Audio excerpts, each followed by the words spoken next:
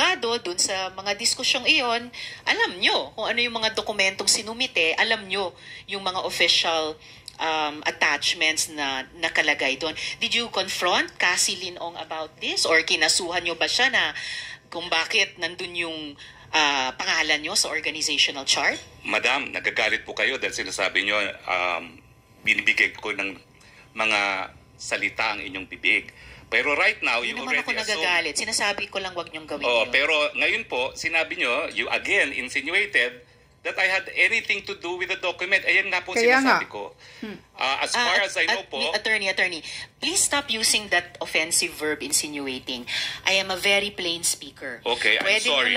It's all right. Pwede nyo lang sabihin mali yung fact na sinasite, tinatanggi nyo yung sinabi ng ibang resource person.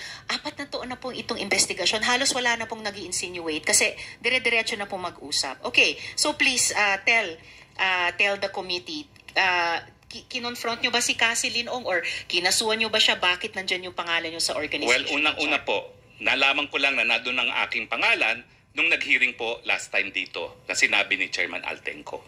Pero bilang abogado and naging professor ng constitutional law, I'm familiar with the rules of the Senate. And the Senate says that in proving facts, the rules of court apply in the suppletory character. I don't need to argue with you about that, attorney. But you don't need to, excuse me, sandali po.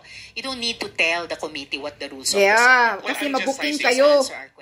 My answer po is, that document is only evidence of its existence. Pero para patunayan po yung katotohanan na nakalasaad sa dokumentong yan, dapat meron pong testigo na nakakita ng ginawa yung dokumentong yan, o di naman kaya testigo ng gumawa ng dokumentong yan, o di naman kaya yung testigo na pumirma ng dokumentong yan. Actually, as I said earlier, excuse me, excuse me. Ma'am, excuse me kasi... No, excuse me, Attorney Roque. I'm sorry, madam, but I am a resource person invited. Yes, you are. Wait, let me finish. To answer. Yes, you already answered in excess. Kapag gusto nyo akong tumigil, papatigil nyo kapag ako nag-explain. Yes. I thought we were engaged in the search for the truth. Oh, definitely we are. Attorney Roque, what I am saying, yes, and Sherwin.